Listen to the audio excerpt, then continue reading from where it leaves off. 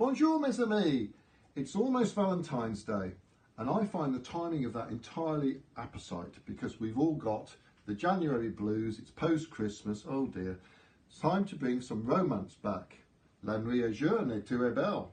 So with that in mind, I was placing these fish on my scoop of Pelis and I noticed that the space between them when they're back to back is almost like a heart. I could tweak that to be a heart and these fish could be love arrows. So I drew it up, here we are, and I've made it and I've fired it. So let's have a look, see what we've got. Big reveal time. Here we are, here it is. Oh, there it is, look. I love it, I think it's really nice. And the heart's working between them, that's good. I've tack fused it because I didn't want to lose definition on the hearts.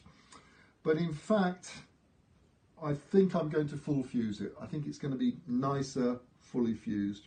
It's a bit like a steak. If you order your steak rare and it's too bloody, you can send it back and get it well done. But if you order a well done steak and you don't like it, you've got to throw it away and start again.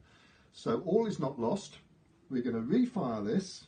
And for now, at least, let's just close the kiln up. For now, at least, that's it.